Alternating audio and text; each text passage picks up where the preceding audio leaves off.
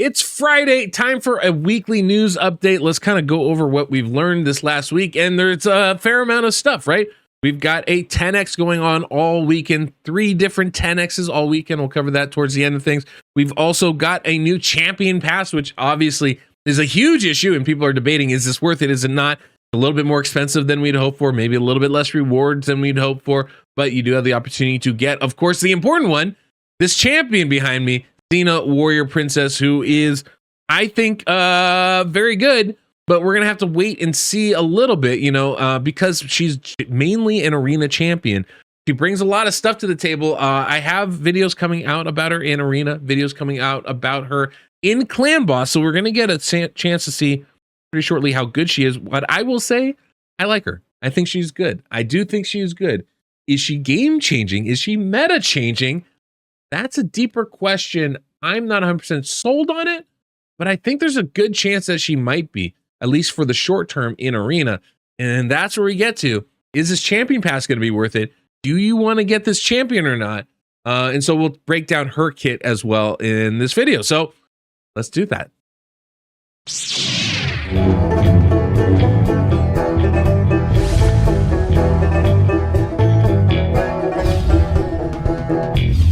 Welcome, I'm the Deadwoodjedi. This is a Raid Shadow Legends video, of course, and we are looking at Xena, the Warrior Princess.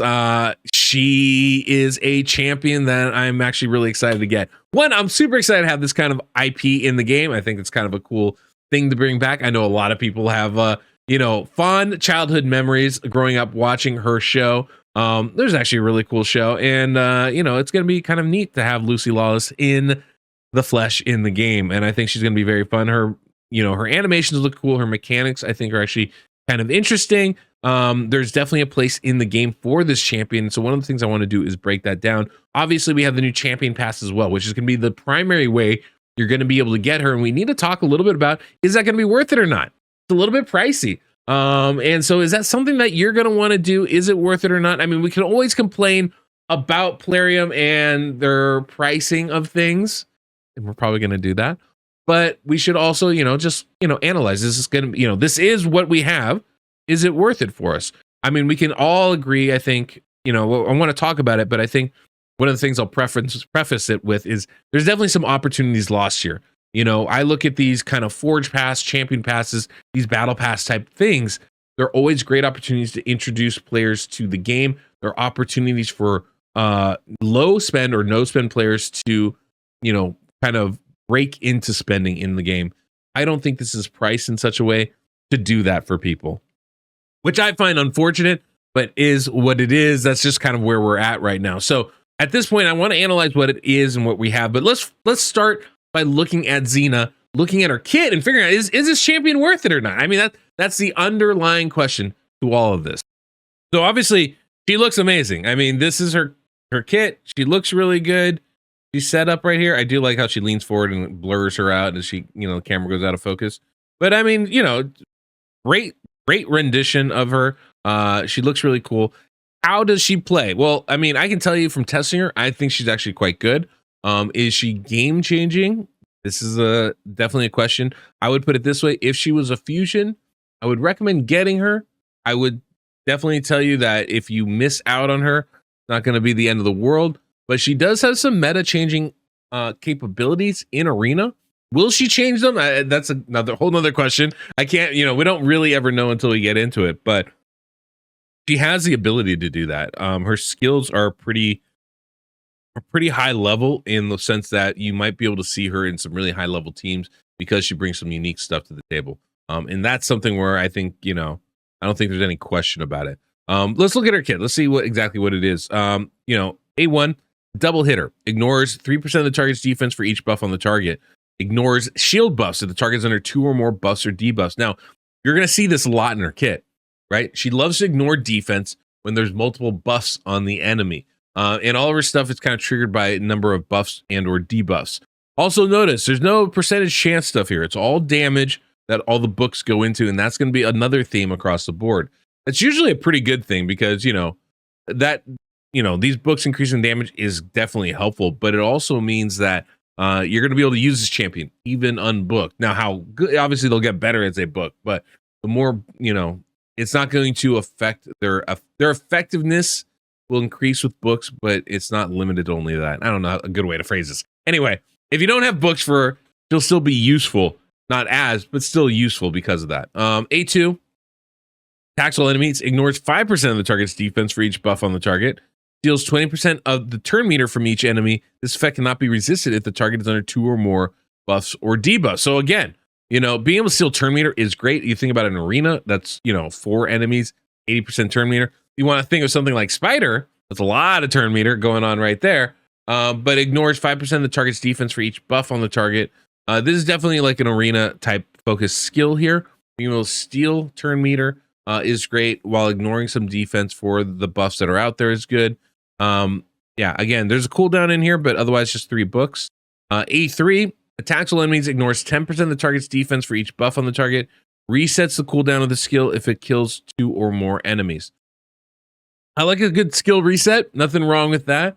I wouldn't mind if this came with like 100% turn meter boost or something like that to ensure that you get to go again and actually utilize that skill one more time. It's not bad though. Ignoring 10% of the target's defense for each buff is good. I'm still of the opinion that I've been saying this in a couple videos. I'm of the opinion that this skill is this ignoring defense ability she has on her skills, right? The A1, A2, and A3, they all have the same ability. I'm personally of the opinion that it's less useful than it seems at first because not most, but there's a lot of buffs out there, right? Whether it's increased defense, strengthen, even veiled or perfect veiled, right? Well, actually, their main job is to reduce the damage you take, right? Shields, another great example. So it's great to be able to ignore defense. I think that's a really strong ability. It's better, though, to remove the buffs entirely.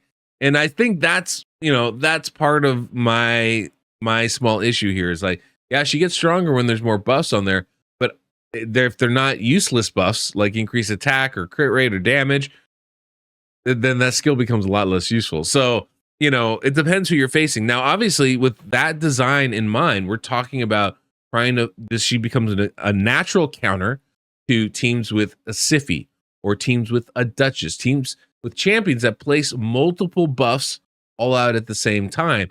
She's going to have the opportunity to then do more damage against those. And as we see in the passive, even more so that those are the types of champions that she's really targeting. Her passive ability increases his champion's attack by 10% each time they use an active skill. Stacks up to 100%, resets each round. Now, this skill alone actually makes her good for PvE content. When we're talking clan boss, we're talking Hydra, we're talking Doom Tower. This is the same ramp up ability that a champion like Ninja has, that a champion like Varl the Destroyer has. It makes them clan boss gods damage-wise. Xena is going to be in a very similar style category because of this ability. She hits really hard. Let's see. Passive also has a 50% chance of randomly changing this champion's weak hits to normal, strong, or critical hits. Chance increases to 100% when attacking enemies under 2 or more buffs or debuffs.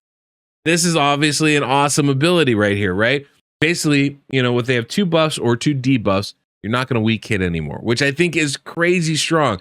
Now, I haven't delved in 100% to see, do those, is there an equal chance of having normal, strong, and critical hits? If she has 100% crit rate, are those always critical hits, or are they sometimes normal hits or sometimes strong hits? Like, I'm not quite sure how that works. She has 0% crit rate. It's the same chance of getting a critical hit, normal hit, strong hit. Again, I'm not 100% sure on that. But, obviously, this is, quite a nice ability, which suits things like Arena, where even though Xena's red affinity and Duchess is green, she's not going to weak hit when she attacks Duchess, right? Will she crit? Different question, but she's not going to weak hit. And then you have the active effect here, and this is the big Arena bonus part. Builds this champion's turn meter by 100% and places an increased attack buff on the champion for 1 turn whenever 8 or more buffs are placed on the enemy team in a single turn. So any enemy that can place 2 buffs at the same time on the full team, it's going to activate that passive for Xena. And that's going to absolutely be game changing. She's going to be able to interrupt the enemy and do crazy strong hits So that is part of what I really like about her, right? She's not going to be weak hitting for you. I think that's a massive ability. That's going to make her a lot more useful in things like arena, in things like clan boss. Um, she's also going to be able to interrupt the enemy almost every single time. You face a Duchess or a Siphi, 100% turn meter fill is massive, massive. She's going to be able to compete with champions that are going 350, 300, 375 speed and interrupt them, which I think is insane for that she's able to do that.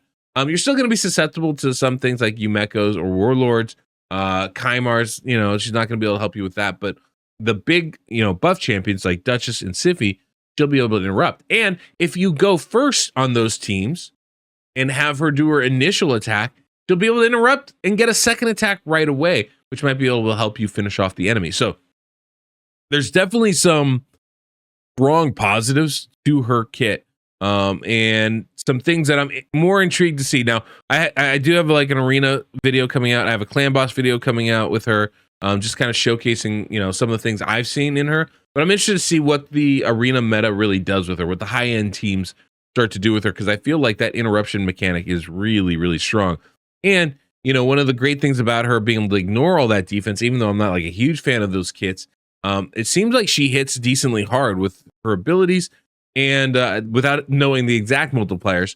And when she ignores that defense with those buffs, it means you don't necessarily need a buff stripper. You don't need that setup champion as badly, right? So we can get away without a Madame Saris on our team. And I think that's a really, nice little thing to be able to have for you. So pretty solid champion, I would say. Definitely somebody worth considering. I think she's going to be very good. Will she be great? I don't know, but she's definitely going to be good in arena. She's already very good in clan boss, one of the stronger champions in that. So, I definitely think there's some places for her in this game. Okay, so we spent a little bit of time talking. We spent a lot of time talking about Xena. Is she good? Is she not? Going over the kit, kind of pointing out some of the advantages of having her, right? She's going to be a really interesting interruption arena champion. She's going to be very good, strong hitting PvE, especially for things like clan boss champion. So there's definitely going to be some utility with her. She's not going to be a bad champion to get. But let's look at the champion pass. This is the new thing being offered. It's very similar, almost identical to the Forge pass right here. The Forge pass, as you can see, it has two paths. It has a basic path and an advanced path, right? An elite path, gold path, whatever you want to call it, right? And each one offers you rewards. Now, the great thing about this is you get free rewards, right? You don't have to sign up for anything. You don't have to pay anything. You're going to get some free rewards. But of course, by getting the gold pass or the elite path as it is for the champion pass, what happens is you get the better stuff, right? So, one of the issues with the free side of it is you're not going to get you hardly get any materials that allows you to craft 6-star gear. So, once you get past like the middle late game and you start farming stages like 25 and on, you really want 6-star gear. I mean, 5-star gear can be useful, don't get me wrong. But really at some point you really only want 6-star gear. And so you can't really, at a certain point in the game, it's not advantageous, right? You just like the gear I'm farming is going to be of better quality than anything I can get here, even though it's unique, it's just not worth it. And so at that point, it really becomes this gold pass that becomes almost mandatory for you to get, because at the level that you're playing, that's the gear, the level that you need your stuff at, right?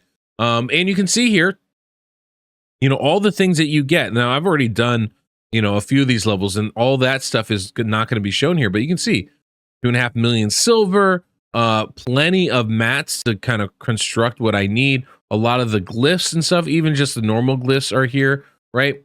So there's a fair amount of stuff. Now, obviously, if you want to get the gold pass and you're just going to go through, it's $20. And you can grind all the levels. There's 50 levels in there, so there's plenty of stuff, opportunities to get rewards. And so that's kind of what's being offered with the Forge Pass. When we look at the Champion Pass, you can see, just looking at first glance, the rewards are nowhere near the same level. First off, there's only 25 levels. So already we're talking about half the opportunity to get rewards. I'm not saying the number is half, but the opportunity is half, right? Because you'll have less levels, so that's less opportunities to introduce reward items. On top of that, there is a nice little sacred shard you get here from the normal path, right? The standard basic path. That's actually really nice. That's something everybody's going to get. So It's kind of a nice little free bonus there. I don't mind that at all. And so if you look at it like from a free-to-play standpoint, what am I getting? I'm getting some pieces of gear.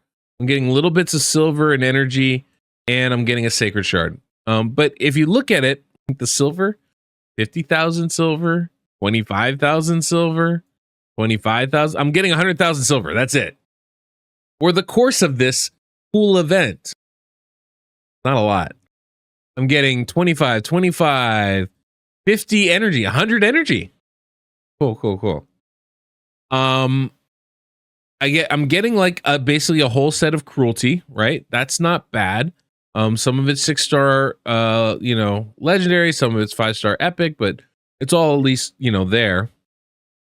I'm getting 100 auto runs, 4 days of XP bonuses, a 3-star glyph. A 3-star glyph? I mean, come on, that's just pathetic, right? So I mean, what does that mean?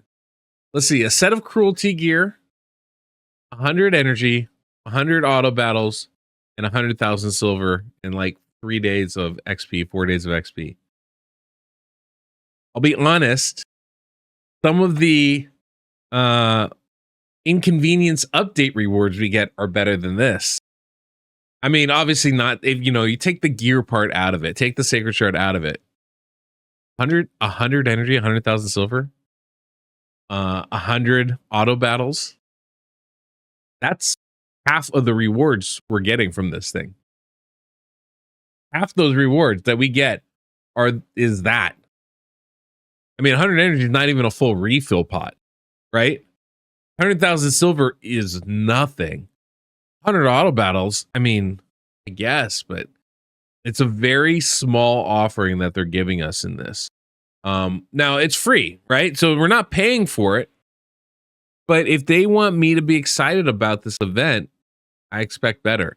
I certainly expect better if I'm going to be paying $40 for this event, twice what I'm paying for the Forge Pass. And what we can see in the, on the Elite Pass, as they like to call it, we're getting some 6-star accessories, right? We got a ring, we've got an amulet, and we've got a banner, all of which makes sense. They're barbarian specific. She's a barbarian. I think that's fine, right? We get a 5-star chicken. Great. We get another one, just like we had with the Sacred Shard. Totally fine. Happy with that. Then we start running into problems. When we start talking about really what's being offered here. Plarium play points?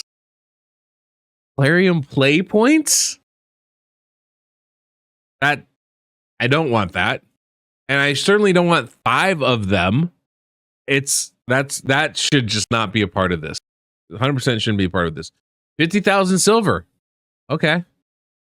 50,000, 100,000, 200,000, 300,000, 500,000 silver overall.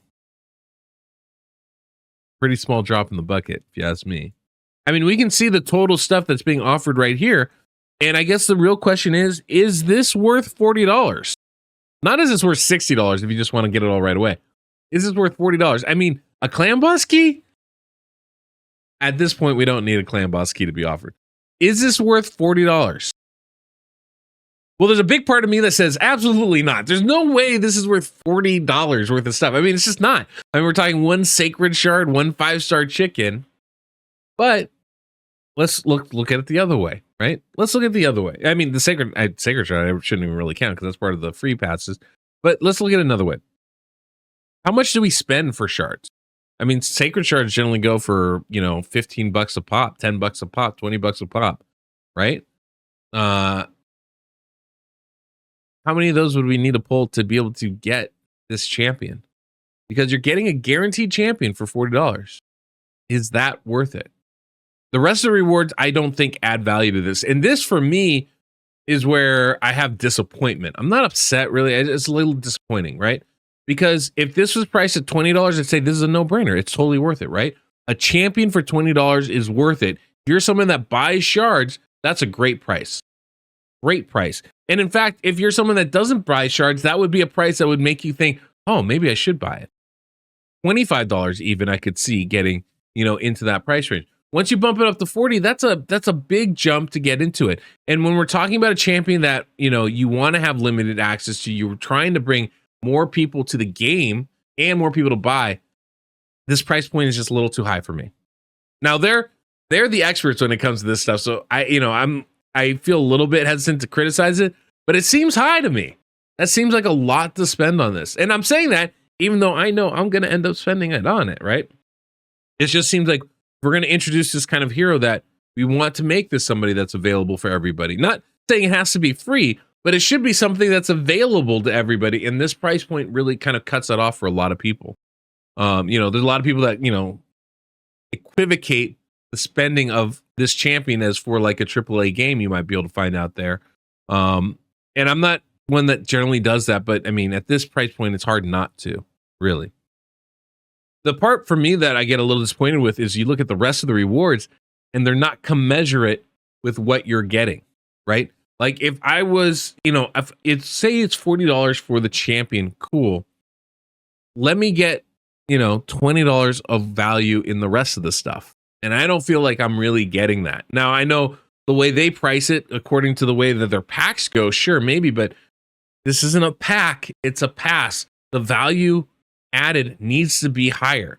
This should be the entry point, where this is the type of stuff that you bring people in for. If you think that this event lasts for 3 months, I'm like, okay, well, I can break this down.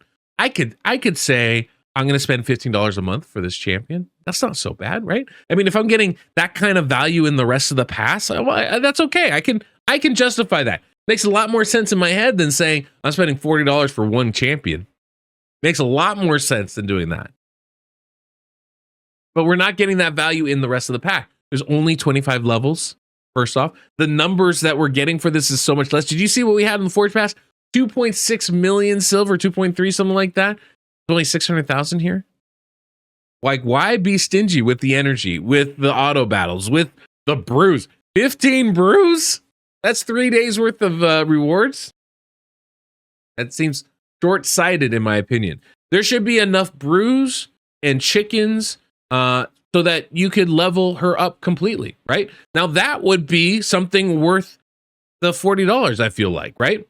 Make it so that across the course of this, I have a sacred shard, and then I get 4 other 5-star chickens. That's 5 5-star chickens right there. I could fully level her up. Make it so that I get enough brews or beasts or whatever so that I can, or chicken, whatever it is, so that I can level her up fully. Or at least like ascend her fully. Like I don't even have enough pots in here to do that. Those are the kinds of things I would have done to make this more enticing. Or at least, take me halfway there. But we're not even close to that, right? Not even close. There's no books in here. All that stuff, little things to make this whole let me get this champion more appealing. And I think that would have made this a much better pass. As it is, I have a hard time recommending this for you guys. I have a hard time recommending it for myself. I think this is a good champion. I think this is someone everybody's going to want to have on their account. And even so, I don't know that I can say, yeah, you should get this. And I think those of you that are like, should I get this? Should I not? This is something to consider. Do you pull for 10x events? If you pull shards for 10x events, if you buy shards for 10x events, this is a better value for your money. $40 for this champion. I mean, frankly, considering the way that, shard rates go and all that, it's a better value. Is it more fun? Different question. But value-wise, yeah, it's going to be a better value. So you want to consider that. You're never going to be able to get this champion outside of a few select 10x events that are going to be happening over the next 3 months. You're never going to get her outside of this pass. If you're the type of person that's going to end up pulling for her, maybe you're better off just getting the pass. That's something I would consider. Anyway, that's what's going on there. What else do we have going on this week? We have a bunch of 10x's this weekend. I know it's already started for people, but we do have a bunch of 10x events happening this weekend. We've got Baron and we've got Ganute. That's today. Tomorrow we're going to have Acrizia, and we're going to have on Saturday we're going to have Acrizia, and we're going to have Mountain King. Don't pull for Mountain King. Mountain King's trash. But Acrizia is great. Ganute is great. Baron's okay. But Ganute is great, and Acrizia is great. And then I think on Sunday we're going to have Rhodos, who's obviously very, very good.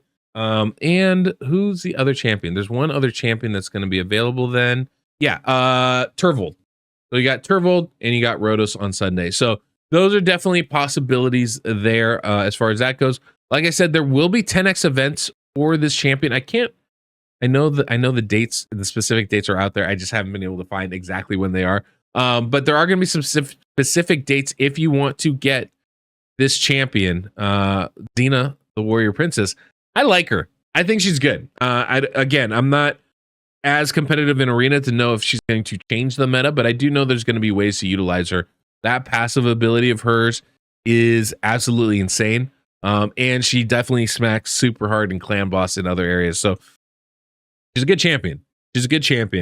I don't think you'll be upset if you get her. Will she stay in your vault? It kind of depends on your account. If you're someone like me with a plethora of champions, it's very possible that she would. So keep that in mind as well. Anyway, guys, I will have an arena video coming up. I will have a clan boss video coming up, so you'll be able to see her well before any of the deadlines pass. And because there's only 25 levels, there is no real rush to decide if you want to get this pass or not. In fact, I would recommend for most of you, wait at least a week so we can see if the meta changes in Arena. If, we start to get some ideas of how she can be used in a variety of areas, wait that week to see, hey, this is something I should get, this is something I shouldn't get, and then decide at that point. So anyway, that's all we got for today. Hopefully you all have a wonderful weekend. Thank you for stopping by and listening. And until next we meet, I'm the Deadwood Jedi.